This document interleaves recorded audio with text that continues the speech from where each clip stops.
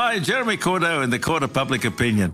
I'm just on air here to let you know that we'll be live streaming the Court of Public Opinion every Friday between 9 o'clock and 12 on jeremycordeaux.com. Please join us. We'd love to have you. Oscast.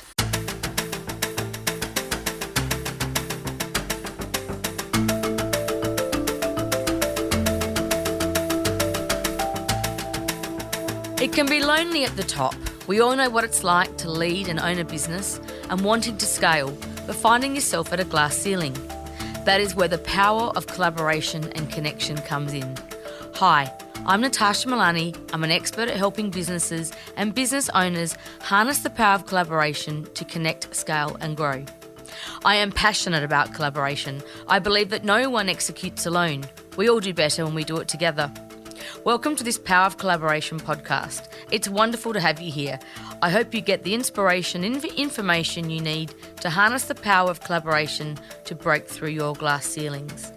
Today, I'm very excited to welcome Tim Stollznow, Chairman and CEO of MyVenue, amongst a whole other range of organisations, which I am going to get through in a minute, but welcome, Tim. Thank you. It's good to be here. Tim, MyVenue is a very exciting business. I can't wait for you to share the journey. You're also a board member of the Prostate Cancer Foundation, a very special organisation, Forestry SA, Chairman of Urara College of the Fink River Mission, a very important organisation in the Northern Territory, and Chairman of the Adelaide Lutheran Sports Club, where I have seen you out in the field when I've been playing touch football. Not playing anymore. Yeah, I think I was on the field for about 5 minutes. So welcome. Let's just start with a background. Who is Tim? So I'm an engineer. I grew up in the Northern Territory, born in Alice Springs, and spent my childhood out on a remote Aboriginal community called Papunya, which is out on the edge of the Tanami Desert.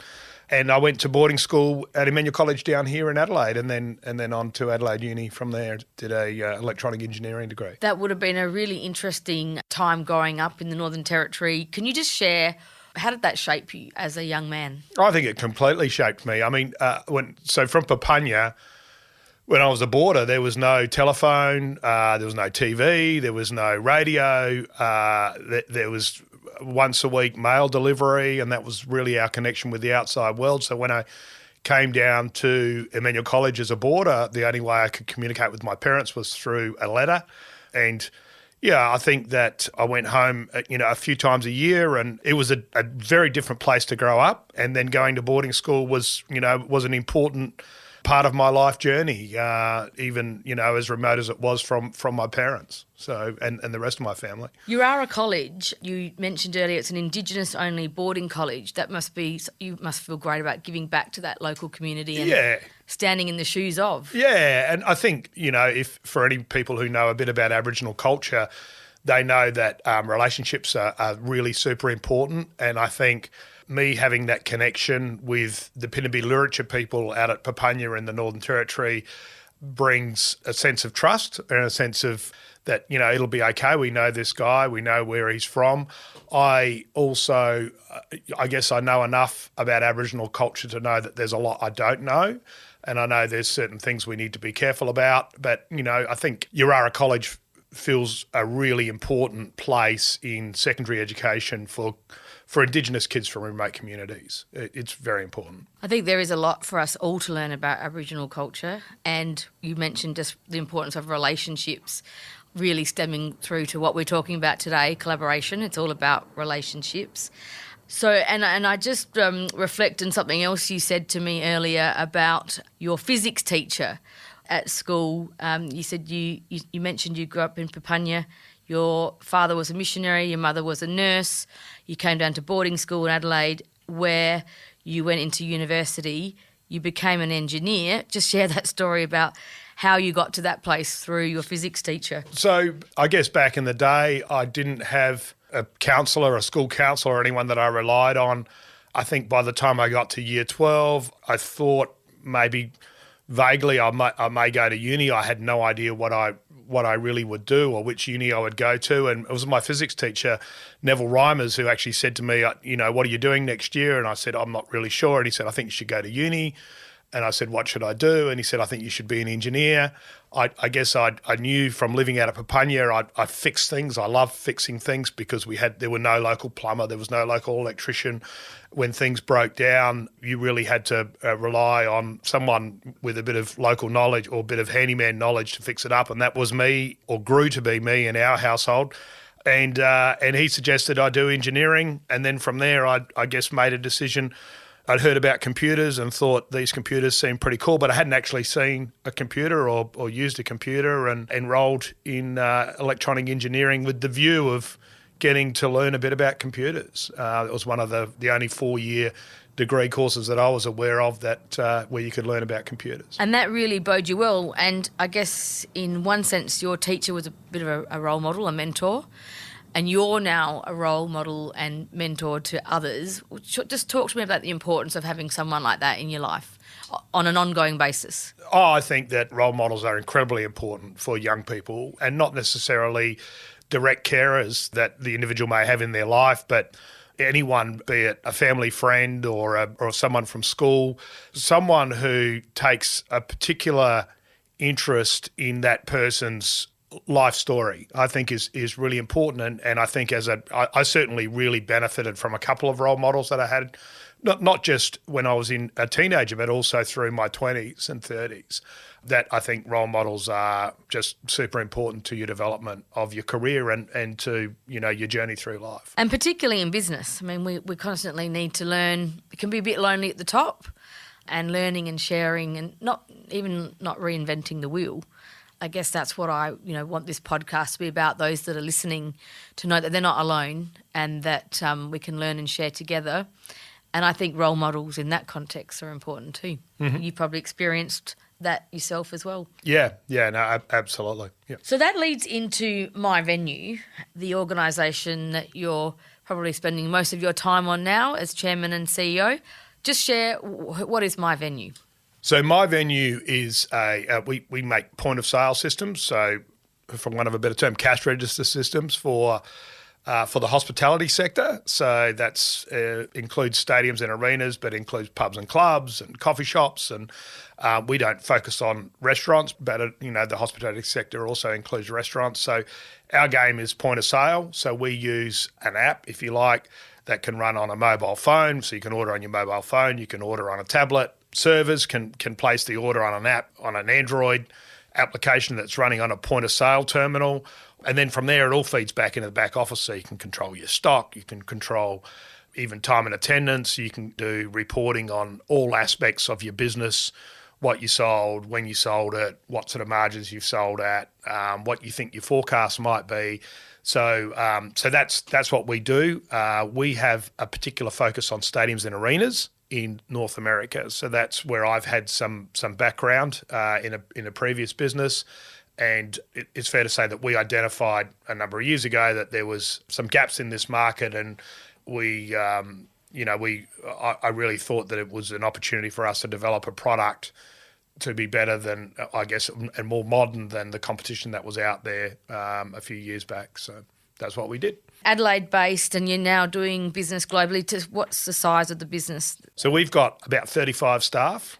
We employed our first person in February 2020. As I said, it was focused on the hospitality sector. Everyone knows what happened in March 2020. By the end of March or early April, I was thinking maybe this is not the best time in history to be starting an international business in hospitality. But we soldiered on. We had no real revenue in the first year, but we didn't expect to have any revenue. None of the competition had any revenue either, so I think it's fair to say that the competition were beat up a little bit more than what we were. We managed to get our product up and running. We actually sold our first venue in North America in the beginning of last year, so the beginning of 2021. And as people may still remember, the borders were closed, so we didn't actually travel over there. We sold it over Teams, which was a pretty unique experience. But now we've got about 35 venues worldwide, including the Miami Dolphins. We do the Miami Grand Prix, which is a Formula One Grand Prix in Miami. They had their first Grand Prix this year in May. We did that one. We do the Arizona Cardinals, which their stadium's got the Super Bowl this next upcoming season.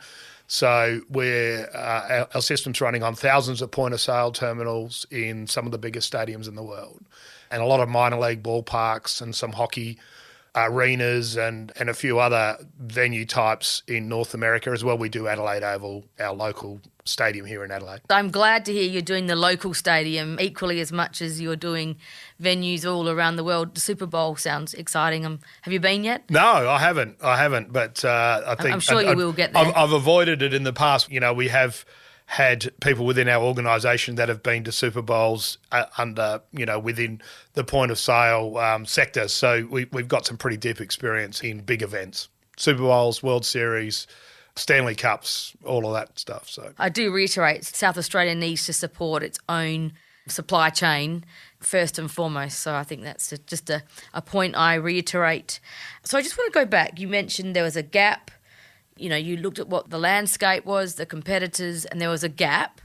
So what makes it different? But then what did you do from there? And when was this? How long ago was this? So I started working on some technology for Adelaide Oval. I guess I had some connections with Adelaide Oval around the IT space, and we started working on some technology around mobile phone ordering, specifically for stadiums. There's a real problem in stadiums in that you've got about 80 minutes or maybe 90 minutes at the most to make probably about 80% of your revenue. So there's a lot of demand on stadium resources for a very short period of time, and everyone's experienced the frustration of standing in a lineup with 20 people in front of you, missing out on a critical part of the game, or a whole quarter maybe for that matter.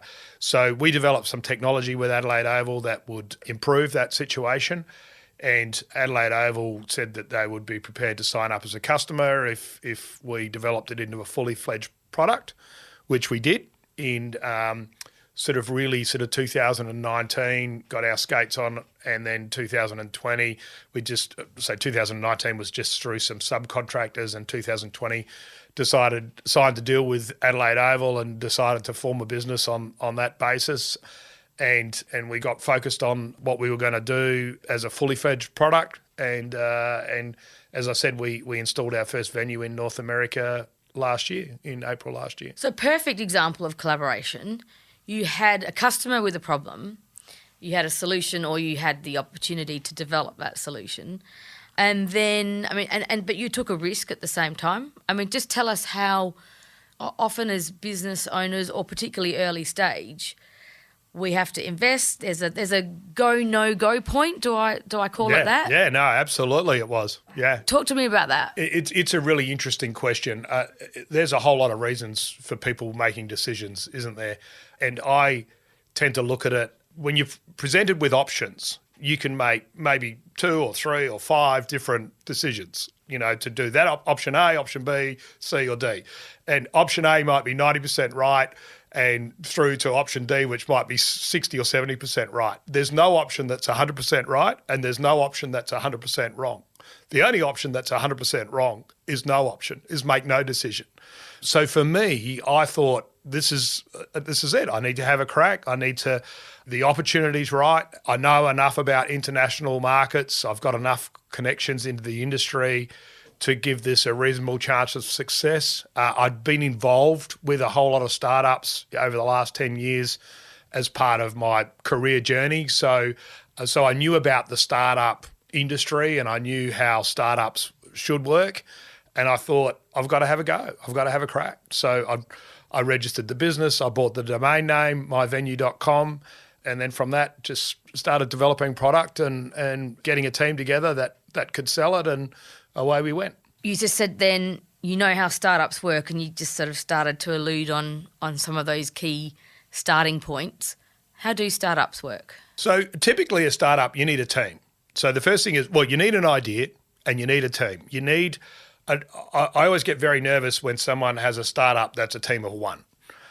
So you need a skill set which typically would cover IT, business, marketing, And then you need access to legal and accounting and other things like IP, but you need a team. That's my belief. And then from there, you need some sort of minimal viable product. You need some sort of product that you can go out and test the market with. You don't necessarily need to have revenue, but you need to have a plan to have revenue. And then you need to know how big the market is, who the competitors are, how you're going to differentiate yourself, how you're going to take on the market and sell a product wherever your market is, in domestically or around the world. So once you've got those certain things, then you need someone to fund you. Now, one of the best things I think about the startup industry is that part of the challenge is convincing someone to fund you. Now, if someone's going to invest in your business, you better have your story straight. You better have a conceivable plan, an executable plan that you can convince someone else that they can invest in your business. And if you can't get to that point, then you're probably not going to be able to convince someone to buy your product either. So to me, it's a bit of a self-fulfilling prophecy, is that if you can go through these various hoops, if you like, steps to get to the first investment, and then you can go out, develop your product into something that's saleable, and then start generating some revenue, and then you might come up against some hurdles and you might find some more opportunities and you need to go back out to the market and get some more money. Who knows? So there's all these different pathways you can choose from there, but you need to convince someone that you're investable, and then you need to communicate with them to let them know how their investment's going. So that in itself involves some discipline. You need to say, this is what we want to do. And then 6 months later, you need to go back and report to them and say, this is what we thought we wanted to do. Did we do it or didn't we do it? And if we didn't do it, have we got a good reason for not doing it? So you've got someone other than yourself who's holding you to account, which is really important. We talk about startups versus an established business. And some of those key questions you just asked then and those pathways, even established businesses have to continually ask those questions. In terms of strategy then, what process do you follow in terms of planning ahead, creating a strategy? Is it on a page? I often like talking about the process of strategy. Have you got any insights there? What's worked for you? So for me, having a board is really important, or having an advisory board, having a group of mentors that you can reach out to test things with, to challenge you, to act as sounding boards. So we have a formal board. We have formal board meetings, and I'm as accountable as anyone else in the business. The board, I have to produce a board report. We have independent board members. We have members from North America as well as Australia. And for me, at least, that's very important. That's the way we have a better business because of it. So definitely having a board or an advisory board or whatever you want to call them, and having regular meetings where you produce a report that goes through some of the things I talked about before. What do we plan to do? What did we actually do? And what's our plan for the next 3 months, 6 months, 2 years or whatever? Strategy on a page right there, really. Oh, it is, and absolutely. And then that accountability piece. Yeah. And but then also when you are a startup and you do go out and get investment money, you will have some sort of a business plan or information memorandum or whatever you want to call it, but it is something that says, here's broadly what you want to achieve. And if you don't go back and if you can't go back to the board and tell them that you're broadly online, or at least have a good excuse as to why you're not, then you're going to lose faith with investors and staff and customers pretty quickly. You've got some fast growth going on. You mentioned you've got 35 staff. The first person you employed was February 2020, right at the start of the pandemic, in the hospitality sector. Fast growth, you've now got 35 people, and they're globally located geographically, I imagine. Yeah, we've got about 12 in North America. So how do you create a culture in the organisation, and what does that mean for your business? So culture, one of the key things that we have is we have a whole of business meeting once a week. So it's over Teams. So we have up to 35 people dialed into Teams. Wherever they are, we've had people from multiple countries. They dial in. We try and do it at a convenient time zone, but it's or a convenient time for the various time zones. That's not always possible, but we have people dialed in, be they engineers or project managers, people that are on site, people that are working from home offices.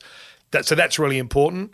But then I think on top of that, culture is super important, and culture is more difficult when you're geographically spread and when you're on site and travelling and that sort of thing. But we get together when we can at various places around the world. We had our first face-to-face board meeting last month in North America, which was really good. We flew the board from Australia, went to the US, and we all met at a particular stadium over there, which was great. But face-to-face where possible, and then building around teams is really important. We do have core values as an organisation. I think values are really important. When we define ourselves as an organisation, we need to say what's important to us. How are we going to treat our customers? How do we treat our staff? How do we make decisions? How do we work together? How do we collaborate? We have one of our core values is successful together. And successful together might be successful as a small team within our organisation, as an organisation, but also with our suppliers and with our customers. And then around that, we also have core value awards. So every month we have nominations for the various awards. We cycle through each core value. We have 4 core values. Make it happen is one of them. Successful together, improve every day. And then the last one is proud of what we do. So these are all really important to us, and we did that again through collaboration with the team to come up with these core values, and we do our best to live them out in our organisation. I love the fact that you've got awards, and I actually love your values. I mean, they are, to me, I don't know if I should say forward thinking, but that's the type of thinking I think culture is these days. It's about team, it's about improvement and passion and being proud. I think that sort of ticks all the boxes. Make it happen, of course. Every day. I love that. Yeah. Have you got any great stories around collaboration? Obviously, your business is built on those fundamentals of collaboration. Yeah. Just share a few insights around what it means for you. So one of the things that's really important, I think, as a export company, as a company focused, and we all need to be focused, well, where possible, companies should be focused on it. If you've got a product that can be exported, then please go out and try, for Australia's sake, go out and try and find a path to markets overseas.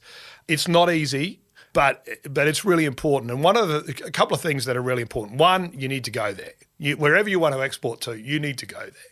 One of the things that the US does really well is trade shows. They do a phenomenal job at trade shows. Competitors can be as strict with their confidential information throughout the year as any organisation, and then they get together for these trade shows once a year or twice a year, whatever industry it is, and most industries that I've experienced have similar stories to tell, and they will be very open and honest about what they're doing and how they're solving market problems and what their latest products are and this sort of thing. So getting involved with your customers and getting involved with at least one trade show in the market that you go to every year. You can overdo trade shows and you can spend a lot of time at trade shows, but at least pick one and go to that. And you need to go year on year. You can't just go 1 year and then not go the next. But when you get to a trade show, understand who do you want to speak with. Who are your target people that you want to go and meet with? Some competitors. You want to not meet with competitors, but at least go past their booth and make sure you know what their product is and how they sell. And then you also want to target some potential customers. And targeting potential customers can be fun. It can be very difficult. One of the things as you first go to a trade show is you're on the bottom of the list, right? Everyone else is going to the VIP cocktail party. You didn't get an invite, right? Everyone's going to this special function. You didn't get an invite. Find out where they're going afterwards. They always go somewhere afterwards, right? Find out the bar they go to and go there and clobber whoever you're looking for. Yeah. The other thing, tenacity. The other thing, and I've done this a number of times, is the people that go to trade shows all have to eat. If you've got a potential customer who's got a booth and they've gone for lunch, go and follow them and line up behind them when you're lining up for lunch because they are stuck. And they have to talk to, if you got a clobber them and ask them about, they can't run away. They're not going to leave because they've got to eat.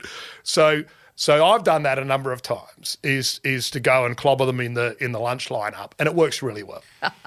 That's funny. I think you need a good elevator pitch then. Oh, you do. Oh, absolutely. Yeah, you've got to have an elevator pitch. You've got to be able to modify it. The other thing I would say is that if you're doing business in another country, it's really beneficial to have someone with you. They don't have to know about your product. They don't necessarily have to know too much about your market. But if they can speak eloquently, if they've got if they're American, they speak American. If you're in Europe, a German, or someone from France, whatever, it gives it a bit of a local feel. And that people don't feel like, oh, we're dealing with, Tim Stollznow from Cowboy Town in Australia. We're dealing with an international company. And that always gives people some comfort. Great tip. I mean, I also think breaking bread with your customers, with your suppliers, sometimes your competitors, is, it's about relationships. Oh, it is. Go back to relationships. Well, especially, and I'd say trade shows in North America in particular, but also in Europe, you go to trade shows and you go out with your competitors and they will, if you want to go out and have a drink with them or have a meal with them, they're generally more than happy to do that. Providing you're not too in their face, and then they share all sorts of little morsels of information with you that you might be surprised to hear. I call it co-opetition. Quite often they're not. There's a competitor directly, but also they could be a partner for those looking to exit. That might be their target. Yeah. So always think about those things differently. No, thank you. That's some great insight. And, I go back to breaking bread. My Indian heritage, that's how we do things. We break bread. That's how you build the relationship. Yes, yeah. And naan bread in our case. Well, in the US, it's normally a hot dog at the baseball. Okay. So now, just in rounding out here, I do like to ask those people on the podcast to suggest a book that you've read that's been impactful or something you're reading right now.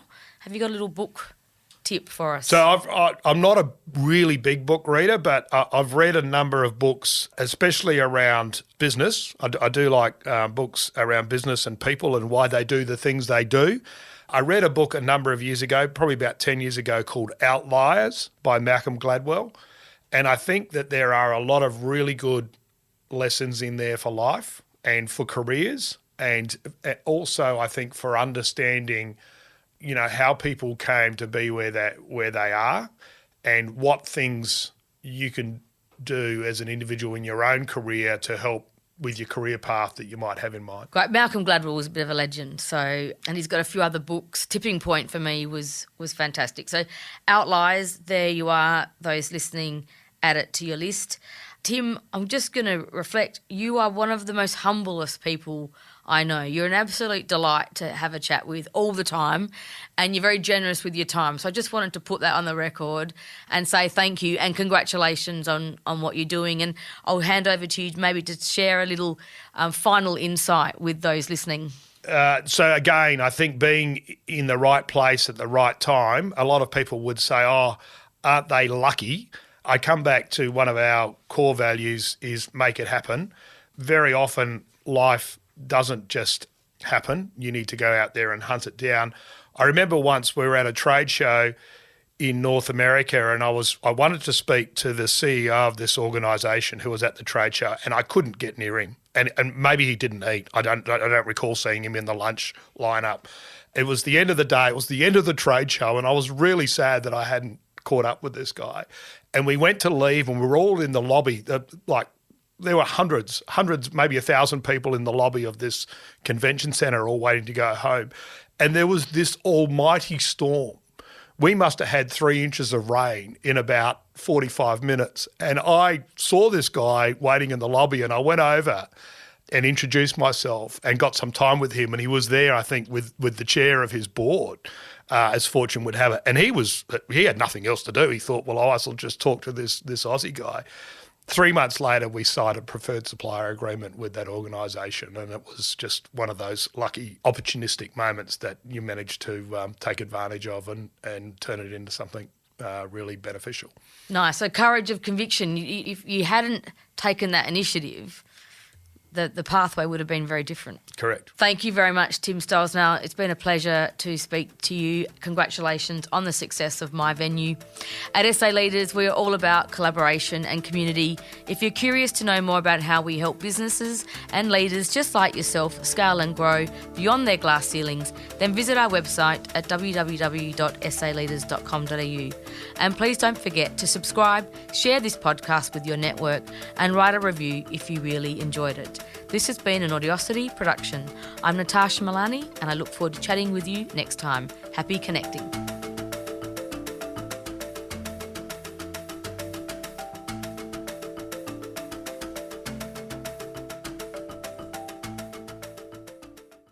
Hi, Jeremy Cordeaux in the Court of Public Opinion.